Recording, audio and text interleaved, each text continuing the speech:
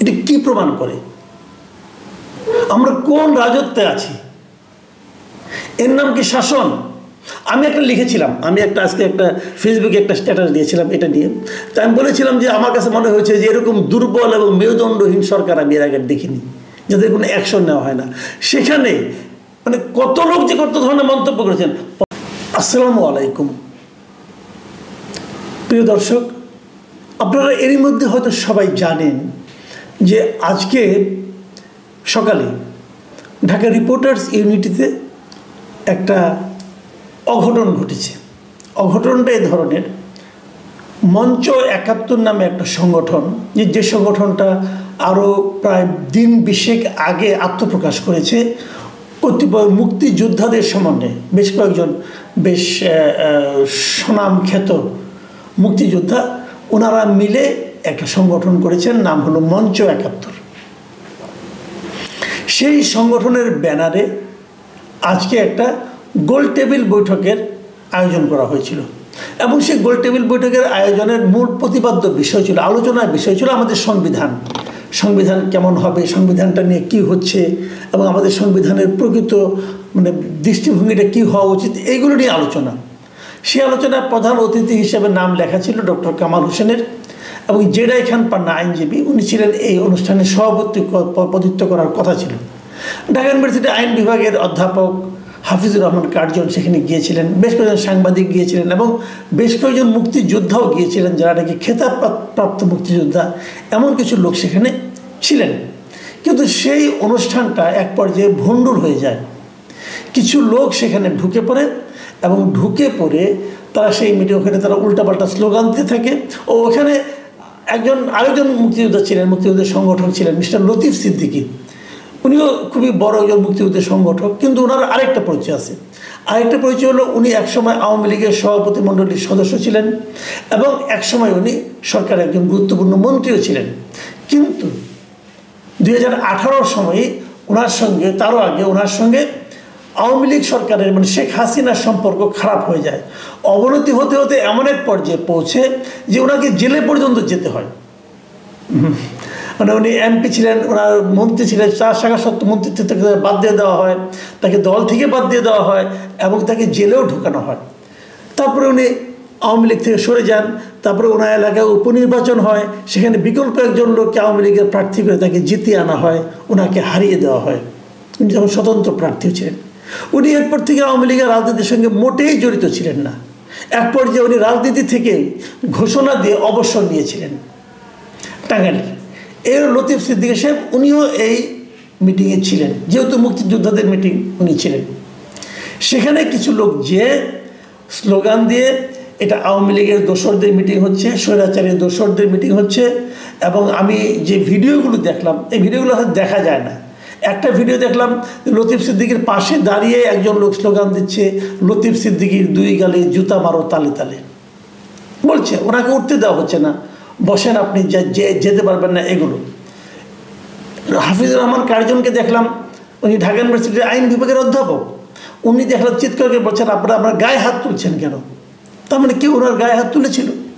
যে এই ধরনের ঘটনা কিন্তু ঘটলে এগুলি টোটালি আমার বিবেচনায় একটা মব ছাড়া, আমি যতটুকু ভিডিও দেখেছি এটাকে মব ছাড়া মাথায় আর কিছু মনে হয়নি। সাংবাদিক মঞ্জুর আলম পান্না তিনি ওখানে ছিলেন, ওনাকেও ধরে মোটামুটি হেনস্থা করা হয়েছে। তো এই যখন অবস্থা, তারপর তাদেরকে এক পর্যায়ে পুলিশ এসেছে।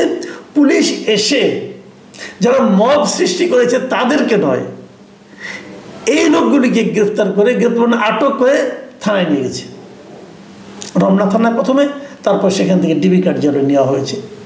সর্বশেষ খবর আমি এখন বলতে পারবো না তাদের নিয়ে কী করা হয়েছে, তাদের প্রতি কোনো মামলা দেওয়া হবে কি না, অথবা কোনো মামলায় আটক দেখানো হবে, কি হবে আমি এখনও জানি না। আমি যখন রেকর্ড করছি তখন পর্যন্ত কোনো সর্বশেষ খবর আমার কাছে আসেনি।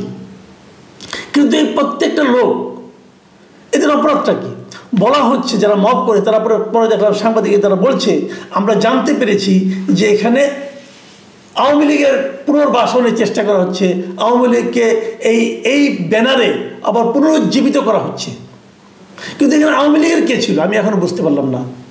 আমি হাফিজুর রহমান কার্জনকে চিনি ব্যক্তিগতভাবে। এই ভদ্রলোক আওয়ামী লীগের পুরো সময়টাতে উনি কেবল কথা বলার জন্য, বিভিন্ন টক শোতে কথা বলার জন্য ওনাকে ডিপার্টমেন্টে বড় রকম বেকায়দা পড়তে হয়েছিল। এই সত্য মিথ্যা জানার জন্য আপনি উপদেষ্টা আসিফ নজরুলকে জিজ্ঞাসা করতে পারেন, কারণ উনি ওনারই সহকর্মী। মঞ্জুর আলম পান্না, উনি আওয়ামী লীগ সরকারের সমালোচনা করার জন্য ওনাকে ইটিভি থেকে ওনাকে চাকরিচ্যুত করা হয়েছিল। সেই মঞ্জুর আলম পান্না এখন তাকে আওয়ামী লীগের দোষর হিসেবে আখ্যায়িত করা হচ্ছে এবং তাকে এগুলি করা হচ্ছে। এই যে ঘটনাগুলি ঘটলো, তাহলে পুলিশ এদেরকে ধরে নিয়ে গেল এবং যারা নাকি এই মবগুলি ঘটিয়েছে তারা বলতেছে, তারা দাবি করতেছে প্রেসের সামনে, মিডিয়ার সামনে, যে এখানে আওয়ামী লীগকে পুনরুজ্জীবিত করা হচ্ছে, আওয়ামী লীগকে আবার জাগিয়ে তোলার জন্য ষড়যন্ত্র করা হচ্ছিল। ষড়যন্ত্রটা কোথায়, ওনারা কীভাবে প্রমাণ পেলেন, এটা এখন আমি বুঝতে পারলাম না। আমরা কিন্তু এরকম দেখেছি, আমরা কিন্তু আওয়ামী লীগ আমলে এরকম দৃশ্য দেখেছি। জামাতে 4-5 জন লোক হয়তো কোনো একটা রেস্টুরেন্টে বসে চা খাচ্ছে, তাদেরকে ধরে নিয়ে আসা হতো এবং ধরে এনে বলা হতো তারা সরকার বিরোধী ষড়যন্ত্র করছে, তারা রাষ্ট্রদ্রোহিতামূলক আচরণ, রাষ্ট্রের বিরুদ্ধে ষড়যন্ত্র করছে, এগুলি বলে তাদেরকে ধরে গ্রেপ্তার করা হতো। তো যদি সেইটাই আপনারা রিপিট করেন এখন, তাহলে তাদের সঙ্গে আপনাদের পার্থক্যটা কোথায় থাকলো? এরা আবার নিজেদেরকে বলছে এরা নাকি জুলাই যোদ্ধা, কোনো সংগঠন আমি জানি না। আমার এক সাবেক কলিগ সাংবাদিক, উনি এখন লন্ডন থাকেন, উনি দেখলাম একটা স্ট্যাটাস দিয়েছেন। সেই স্ট্যাটাসে বলেছেন যে মঞ্চ 71 নামে একটা ভুইফোর সংগঠন। যদি মঞ্চ 71 ভুইফোর সংগঠন হয়ে থাকে, তাহলে যারা জুলাই যুদ্ধে যে তাদের অ্যাটাক করলো তারা কি ভুইফোর সংগঠন নয়? এই সংগঠনের অস্তিত্ব কোত্থেকে আসলো? এখন জুলাই নামে অনেক সংগঠন বাজারে পাওয়া যায়, অনেক দোকান দেখবেন আপনি। কিছু হলে জুলাই চেতনা, কিছু হলে জুলাই যুদ্ধ, যেমন আমরা আগে দেখতাম মুক্তিযুদ্ধের চেতনা, অমুক তমুক, একই জিনিস আমরা রিপিট দেখতে পাচ্ছি। ঠিক আছে, যদি ওনারা তেমন কিছু করে থাকেন তাহলে আপনার পুলিশের কাছে যান, তাদেরকে পুলিশে ধরবে। কিন্তু আপনারা ভেতরে যে হইচইগুলি করলেন, টেবিল ভাঙচুর করলেন, সব তো ভিডিও দেখলাম। তাহলে এটাকে আমি কী বলবো? দেখুন, এর ধরনের একটা ঘটনা ঘটলো। আমি আজকে খুব সকৌতুকে কয়েকটা পত্রিকার দিকে তাকালাম। আমার পত্রিকাগুলি শিরোনাম দেখেন। আমরা মিডিয়াকে নিয়ে কতটুকু আশাবাদী হতে পারি এই শিরোনামগুলি দেখলে আপনি বুঝতে পারবেন। প্রথম আলো শিরোনাম করেছি, লতিফ সিদ্দিকী ও ঢাকা বিশ্ববিদ্যালয়ের শিক্ষককে অবরুদ্ধ, পুলিশের সোপর্দ। সমকাল শিরোনাম করেছে, লতিফ সিদ্দিকী ও ঢাকা বিশ্ববিদ্যালয়ের শিক্ষককে অবরুদ্ধ করে পুলিশের সোপর্দ। একই লাইন, একই কথা। ইত্তেফাক রিপোর্ট করেছে, তার শিরোনাম, ঢাকা রিপোর্টার্স ইউনিটি থেকে লতিফ সিদ্দিকী আটক। আমার দেশের শিরোনামটা কি? তারা প্রথমে ছোট করে লিখেছে, মঞ্চ 71 নামে ফের আওয়ামীদের একত্র হওয়ার চেষ্টা, লতিফ সিদ্দিকী, মফিজুল সহ অন্তত 10 নেতাকর্মী আটক। লতিফ সিদ্দিকী তো আওয়ামী লীগের কেউ না রে ভাই, আপনি কী করে লেখলেন? আর মঞ্চ 71 নামে যে আওয়ামী লীগ একত্রিত হওয়ার চেষ্টা, এটা আপনি প্রমাণ করবেন কিভাবে? আপনি প্রমাণ করতে পেরেছেন? মুখে যা আসলে বলে দিলেন, এর নাম সাংবাদিকতা? শুনুন যুগান্তর কি লিখেছে। যুগান্তর লিখেছে মঞ্চ 71, আবার ওটা লিখেছে ইনভার্টেড কমা মধ্যে। ইনভার্টেড কমা মধ্যে রাখা দরকার কি? মঞ্চ 71 তো ওটা ঘোষিত সংগঠন। মঞ্চ 71-এর ব্যানারে আওয়ামী লীগের রাজনৈতিক কর্মসূচি, এটা কে লিখতেছে? যুগান্তর। ওনারা কী করে প্রমাণ করবেন এটা আওয়ামী লীগের রাজনৈতিক কর্মসূচি? আমি বুঝি না, মানে সম্পাদকীয় দায়িত্ব কারা পালন করেন? এটা সম্পাদকীয়, এটা মানে সংবাদপত্রের কোন এথিক্সে পড়ে যে আওয়ামী লীগের রাজনৈতিক কর্মসূচি এটা আপনি প্রমাণ করতে পারবেন? হ্যাঁ, একটা জায়গায় পারবেন, সেই প্রসঙ্গে একটু পরে আমি বলছি। কালের কণ্ঠ লিখেছে, সাবেক মন্ত্রী লতিফ সিদ্দিকী আটক। এটা খুব ফ্ল্যাট একটা হেডলাইন করছে, মোটামুটি আমি এটাকে ভালোই বলবো। কিন্তু এখানে একটা কথা, সেই কথাটা হলো কি, মূল ঘটনা তো লতিফ সিদ্দিকী আটক নয়।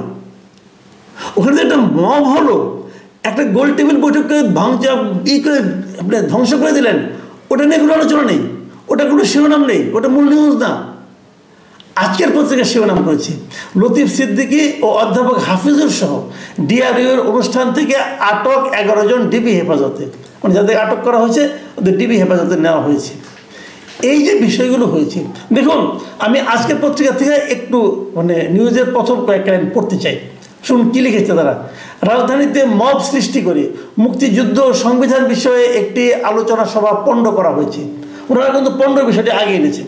তারপর লিখেছেন, ওই আলোচনা সভায় বক্তা হিসেবে যোগ দেওয়া আওয়ামী লীগ থেকে বহিষ্কৃত নেতা সাবেক মন্ত্রী আব্দুল লতিফ সিদ্দিকী ও ঢাকা বিশ্ববিদ্যালয়ের আইন বিভাগের অধ্যাপক শেখ হাফিজুর রহমান 8 জনকে হেনস্থা করা হয়েছে। পরে পুলিশ এসে তাদের 2 জন সহ 11 জনকে নিরাপত্তার খাতিরে গোয়েন্দা পুলিশের কার্যালয়ে নেওয়া হয়েছে। দেখুন এটুকু ঠিক আছে, ওনাদের নিউজটা আমার কাছে ভালোই লেগেছে যে তারা আসলে খুব অবজেক্টিভ জার্নালিজমটাই করেছে। তো এখন অন্যরা কী করলো? অন্যদের ভাবখানা মনে হলো যে ওইটা যে একটা মিটিং যে পণ্ড করা হলো, একটা গোল টেবিল বৈঠককে যে পণ্ড করা হলো, এটা ইম্পর্টেন্ট না। ওখানে যে মব তৈরি করা হলো, এটা ইম্পর্টেন্ট না। ইম্পর্টেন্টটা কি? লতিফ সিদ্দিকীকে গ্রেফতার করা হয়েছে, পাঠকের দৃষ্টিটাকে ওইদিকে ঘুরিয়ে দেওয়া হচ্ছে। তার প্রকারান্তরে এরাও কিন্তু এই ধরনের মবকে এক ধরনের প্রশ্রয় দিচ্ছে। আমরা এতদিন বলে এসেছি যে সরকার প্রশ্রয় দিচ্ছে, সরকারের প্রেস সেক্রেটারি তো বলেই বসেছেন, একটা স্বীকৃতি দিয়েছেন, এরা মব না, এটা হলো প্রেশার গ্রুপ। এখানে প্রেশারটা কীভাবে গ্রুপ পালন করলো আমরা বুঝান তো ভাই, জনাব শফিকুল আলম ভাই, একটু বুঝান আপনারা করছেনটা কি? আগামীকাল যে কোনো জায়গায় তারা যাবে। আমি তো মনে করি যে যদি মব যারা সৃষ্টি করলো তারা এটা করতে পারে গণতন্ত্রের কোন ধারায় করতে পারে? গণতন্ত্র বাদ দেন, আইনের কোন ধারায়? একটা রিপোর্টার্স ইউনিটির মতো একটা জায়গায় একটা মিলনায়তন ভাড়া নিয়ে তারা একটা অনুষ্ঠান করছে, তার মধ্যে ঢুকে তাদেরকে আপনি মারপিট করে তাদেরকে মিটিং পণ্ড করে দেওয়া, ভিতরে যে উল্টাপাল্টা স্লোগান দেওয়া, অশ্লীল স্লোগান দেওয়া, 2 গালে তালে তালে জুতা মারা স্লোগান দেওয়া, এটা আইনের কোন ধারায় বৈধ? এই কথাটা আমাকে বোঝান আপনারা। যদি তারা আওয়ামী লীগের পক্ষ, আওয়ামী লীগ পুনর্জীবনের চেষ্টা করে থাকে, যদি সে ধরনের বক্তব্য দিয়ে থাকে, এটা আপনার রেকর্ড করে পুলিশকে দেন, সরকার ব্যবস্থা নেবে। কারণ এই মুহূর্তে আওয়ামী লীগের পক্ষে কথা বলা, আওয়ামী লীগের রাজনীতি নিয়ে, আওয়ামী লীগের কোনো রাজনৈতিক কর্মকাণ্ড করার কোনো সুযোগ তো নাই, কারণ এটা সরকার নিষেধ করেছে, সরকার এটা নিষিদ্ধ ঘোষণা করেছে, তাদের নির্বাহী আদেশে করেছে। সেই নির্বাহী আদেশটা আমরা পছন্দ না হতে পারে, যেমন আমারই পছন্দ হয় নাই, কিন্তু আমি যেটাকে অমান্য করতে পারবো না, এটাই তো ঘটনা। তো সেরকম কেউ কিছু করলে আপনি বলেন, ওখানে কি আওয়ামী লীগের লোকজন কয়জন ছিল বলেন আপনারা? লতিফ সিদ্দিকী কি আওয়ামী লীগের লোক? নয় তো। আর কি আওয়ামী লীগের লোক বলুন তো? এই যে বিষয়গুলো হচ্ছে, পান্না কি আওয়ামী লীগের লোক? হাফিজুর রহমান কার্জন কি আওয়ামী লীগ করেন? আমি দেখলাম একজন প্রখ্যাত সাংবাদিক মাহবুব কামাল, উনি লিখেছেন যে আমি জীবনে কোনোদিন আওয়ামী লীগ করিনি, আওয়ামী লীগের সঙ্গে কোনোদিন সম্পর্ক ছিল না, তারপরেও বোধহয় উনি ওখানে গিয়েছিলেন, আমাকে 3 ঘন্টা আটক থাকতে হলো। এটা কি প্রমাণ করে আমরা কোন রাজত্বে আছি? এর নাম কি শাসন? আমি একটা লিখেছিলাম, আমি আজকে একটা ফেসবুকে একটা স্ট্যাটাস দিয়েছিলাম এটা নিয়ে। তাই আমি বলেছিলাম যে আমার কাছে মনে হয়েছে যে এরকম দুর্বল এবং মেরুদণ্ডহীন সরকার আমি এর আগে দেখিনি, যাদের কোনো অ্যাকশন নেওয়া হয় না। সেখানে কত লোক যে কত ধরনের মন্তব্য করেছেন, পজিটিভ মন্তব্য বেশি, যারা নাকি নেগেটিভ মন্তব্য করেছেন তাদের আমি এবার দেখার চেষ্টা করছি লোকগুলিকে, ওগুলো সম্ভবত বট, কারণ ওখানে প্রায় দেখি লক করা, তাদের প্রোফাইল লক করা, আবার অনেকে দেখলাম তাদের রিসেন্ড করেছে, যাই করে কোনো সমস্যা নেই এতে আমার। কিন্তু আমি খালি একটা কথা বলি, এই যে জুলাই বাহিনী, অমুক বাহিনী, তমুক বাহিনী, তারা যে আমাকেও বলে, কিন্তু আমাকে, তারপরে আমাদের একটা গ্রুপ ছবি ছিল আমার, আনিস আলমগীরের এবং আব্দুল নূর তুষারের, সেখানে দেখলাম যে প্যারিস থেকে আবার উস্কানি দিচ্ছে পিনাকি ভট্টাচার্য যে এদেরকে এখনই গ্রেপ্তার করতে হবে, নাহলে দেশ থেকে উচ্ছন্নে যাবে। আমি খালি একটা কথা বলি যে জুলাই বাহিনী যারা আছেন তাদেরকে স্বনির্বন্ধ অনুরোধ, ভাই আমাদেরকে আওয়ামী লীগের দালাল বলার আগে আওয়ামী লীগের 15 বছর আপনারা কি করেছেন আর আমি কি করেছি, আমরা কি করেছি, তারা কি তালিকা নিয়ে বসেন, তারা কি তালিকা নিয়ে বসেন। কি রিস্ক নিয়ে, কি ঝুঁকি নিয়ে আমরা এই দেশে থেকে শেখ হাসিনা সরকারের সমালোচনা করেছি, তাদের ভুলগুলি, তাদের অন্যায়গুলি চোখে আঙুল দিয়ে ধরিয়ে দিয়েছি, সেগুলো দেখেন। এখন ইউটিউবে পাবেন, ওপেন আছে, আমি লুকিয়ে রাখিনি, দেখেন, তারপরে কথা বলেন।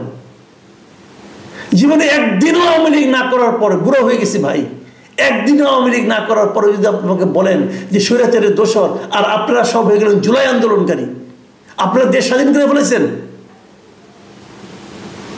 এরকম আমরা দেখেছি। কিন্তু সব আমলেই দেখা যায় এরকম কিছু ভুইফোর লোক গজিয়ে আসে এবং তারা সবচেয়ে বড় বিপ্লবী হয়ে যায়। আওয়ামী লীগের আমলে দেখেছি অনেক লোক মুক্তিযুদ্ধের চেতনা উদ্দীপ্ত হয়ে লাফালাফি করেছেন, কোথায় তারা এখন? আবার সময় পাল্টে গেলে এদেরও খুঁজে পাওয়া যাবে না, অথচ এদের গলায় সবচেয়ে শরম। আমাদের দেশটা এখন ওই দিকে যাচ্ছে, আমাদের দেশে পরবর্তী সহিষ্ণুতা যেন হারিয়ে যাচ্ছে। কেন?